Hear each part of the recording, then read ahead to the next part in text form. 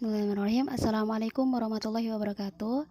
Nama saya Mei Ertawati Sarwi dengan NIM 19444130, Prodi Manajemen, Fakultas Ekonomi, Universitas Nahdlatul Ulama Yogyakarta.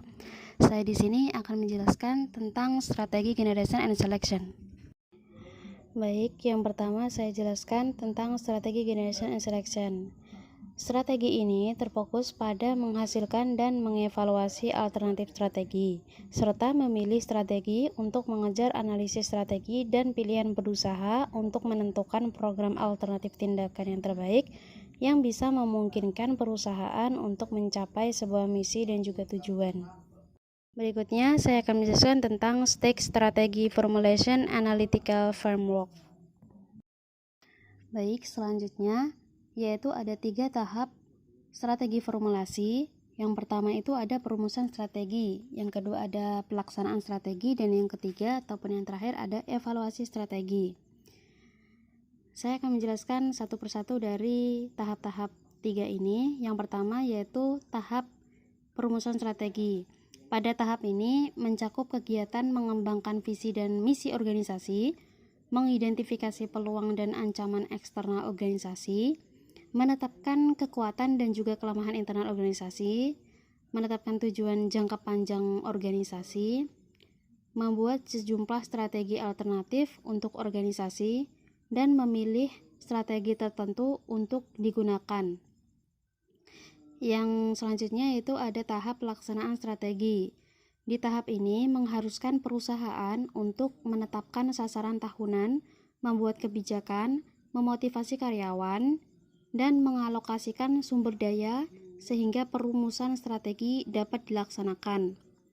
Nah, pelaksanaan strategis ini mencakup pengembangan budaya yang mendukung strategi, penciptaan struktur organisasi yang efektif, pengarahan kembali usaha-usaha pemasaran, penyiapan anggaran, pengembangan dan pemanfaatan sistem informasi, serta menghubungkan kompensasi untuk karyawan dan dengan kinerja organisasi.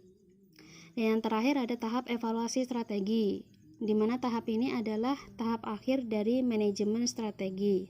Nah, di dalam tahap evaluasi strategi ini ada 3 kegiatan pokok yang utama. Yang pertama itu untuk mengkaji ulang faktor-faktor eksternal dan internal yang menjadi landasan perumusan strategi yang diterapkan sekarang ini. Yang kedua, untuk mengukur kinerja. Dan yang ketiga atau yang terakhir itu untuk melakukan tindakan-tindakan yang korektif. Yang selanjutnya akan menjelaskan tentang Strength, Weakness, Opportunity, Threat atau disingkat dengan SWOT. Baik, sebelumnya kita itu harus tahu apa itu SWOT. SWOT itu sendiri merupakan singkatan dari Strength, kekuatan, Weakness, kelemahan, Opportunities, peluang, dan Threats, ancaman ataupun kendala.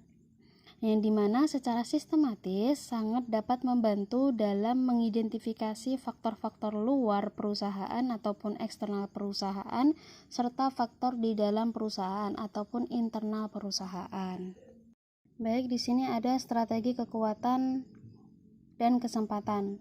Strategi yang dihasilkan pada kombinasi ini ialah dapat memanfaatkan kekuatan atas peluang yang telah diidentifikasi. Nah, contohnya itu bila kekuatan perusahaan ada pada keunggulan teknologinya, nah maka keunggulan ini tuh harus dapat dimanfaatkan untuk mengisi suatu segmen pasar yang membutuhkan tingkat teknologi serta kualitas yang lebih maju, yang keberadaannya itu serta kebutuhannya telah diidentifikasi pada analisis-analisis ini.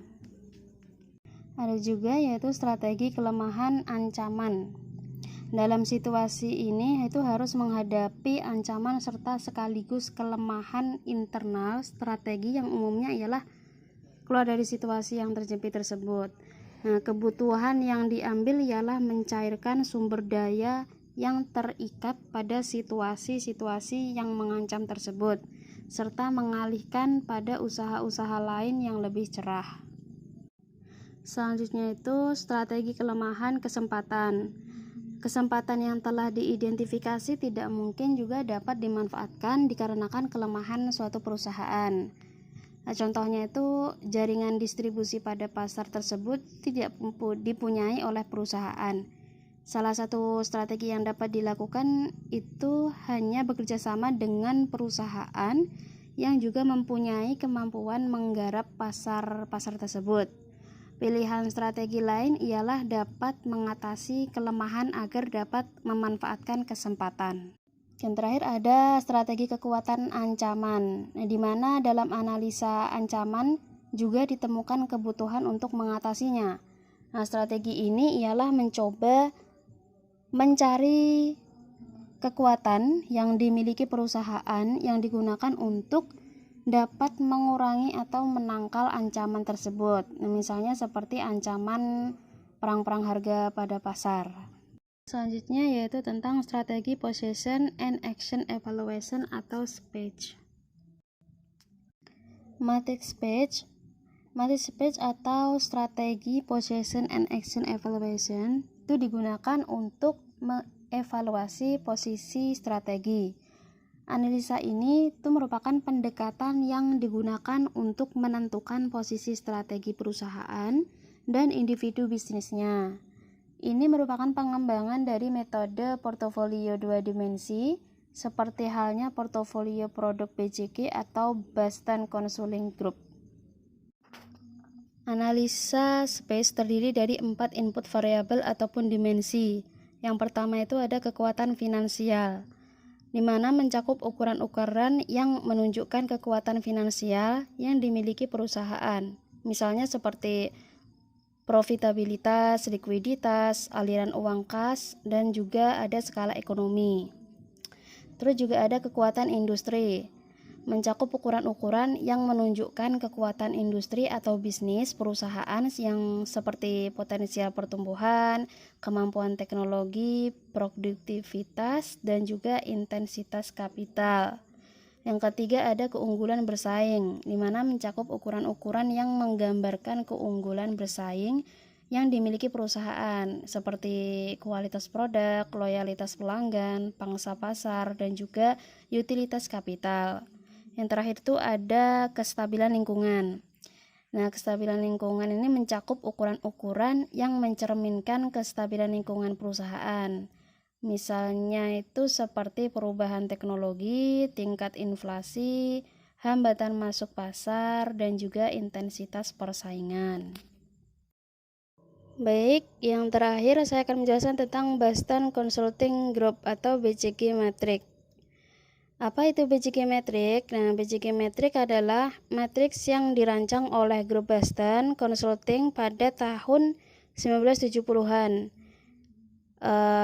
BCG ini adalah matriks yang membantu dalam pengambilan keputusan dan investasi.